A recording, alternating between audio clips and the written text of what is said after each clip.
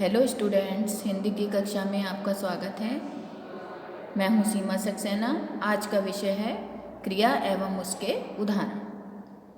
क्रिया अर्थात काम का करना या होना, जैसे लिखना, पढ़ना, तैरना, पूजा करना, खेलना आदि।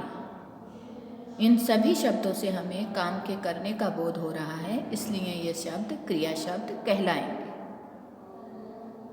अब आता है धातु। धातु अर्थात क्रिया का मूल रूप, जैसे लिख, पढ़, तैर, खेल, हंस, रो, गा, आ आदि। ये सभी शब्द धातु हैं, इन्हीं से अन्य क्रियाएं बनती हैं।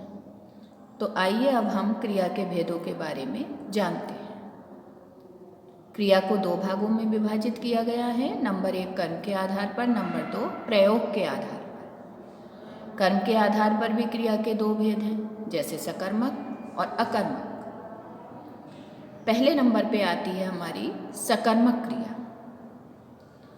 ये दो शब्दों से मिलकर बनी है, सा और कर्मक। सा का मतलब है साथ, कर्मक यानी कर्म के, अर्थात जो कर्म के साथ हो या जिसमें कर्म हो, वो सकर्मक क्रिया होती है। इसका उदाहरण लिया हमने, वह किताब पढ़ रही है। इस वाक्य में वह कर्ता, किताब कर्म और पढ़ रही है क्रिया है। इसमें कर्म है, इसलिए यह सकर्मक क्रिया है। दूसरी पहचान हम करते हैं कि क्रिया से पहले क्या या किसको लगाकर प्रश्न करते हैं। अगर उत्तर मिल जाता है तो वो सकर्मक क्रिया होती है।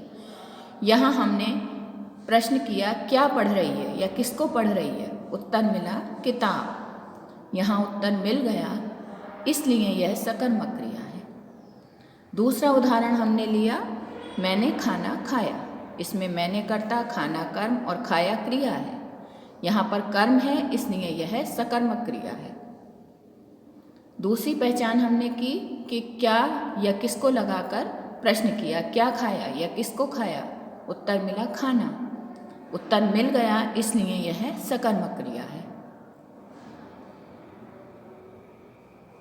अब तीसरा उदाहरण हमने लिया, राघव पतंग उड़ा रहा है। इस वाक्य में राघव कर्ता, पतंग कर्म और उड़ा रहा है क्रिया है। यहाँ पर कर्म है, इसलिए यह सकर्मक क्रिया है। दूसरी पहचान हमने की कि क्रिया से पहले क्या या किसको लगाकर प्रश्न किया, क्या उड़ा रहा है या किसको उड़ा रहा है, उत्तर मिला पतंग। यहाँ उत्तर मिल गया, इसलिए यह सकर्मक क्रिया है। अब दूसरे नंबर पे आती है अकर्मक क्रिया। तो यह अकर्मक शब्द भी दो शब्दों से मिलकर बना है, आ और कर्मक। आ का मतलब है बिना, कर्मक यानी कर्म के, अर्थात जो बिना कर्म के हो या जिसमें कर्म ना हो, वह अकर्मक क्रिया होती है। इसका उदाहरण लिया हमने, वह हंस रही है। इस वाक्य में वह कर्ता, हंस रही है क्रिया और कर्म नहीं है, इसलिए यह अकर्मक क्रिया है। दूसरी पहचान हम करेंगे कि क्रिया से पहले क्या लगाकर प्रश्न करेंगे। तो हमने प्रश्न बनाया क्या हंस रही है या किसको हंस रही है, उत्तर नहीं मिला, इसलिए यह अकर्मक क्रिया है।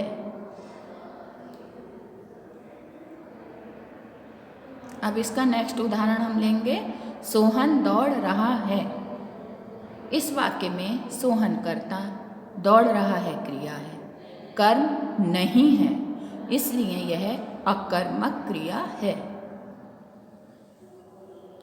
दूसरी पहचान हमने की कि क्रिया से पहले क्या या किसको लगाकर प्रश्न किया, क्या दौड़ रहा है या किसको दौड़ रहा है, उत्तर नहीं मिला, इसलिए यह अकर्मक क्रिया है।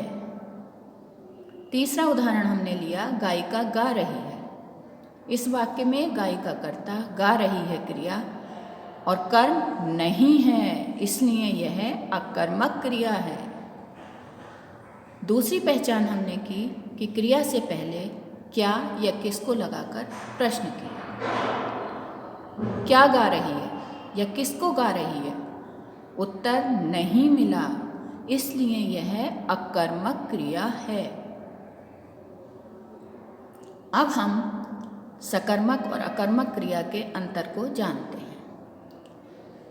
तो सबसे पहले नंबर पे हमारा पहला पॉइंट है कि सकर्मक क्रिया सा और कर्मक 2 शब्दों से मिलकर बनी है, जबकि अकर्मक क्रिया आ और कर्मक 2 शब्दों से मिलकर बनी है।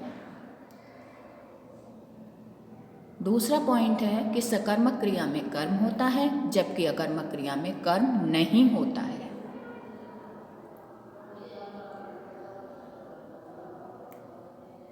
तीसरा और लास्ट पॉइंट है कि क्रिया से पहले क्या या किसको लगाकर प्रश्न करने पर अगर उत्तर मिल जाता है तो वह सकर्मक क्रिया होती है, और अगर उत्तर नहीं मिलता है तो वह अकर्मक क्रिया होती है। इस प्रकार हमने समझा कि क्रिया अर्थात काम का करना या होना, धातु अर्थात क्रिया का मूल रूप, क्रिया के भेद सकर्मक कर्म सहित, अकर्मक कर्म रहित। प्रयोग के आधार पर क्रिया के भेद जानने के लिए हमारी अगली वीडियो देखें।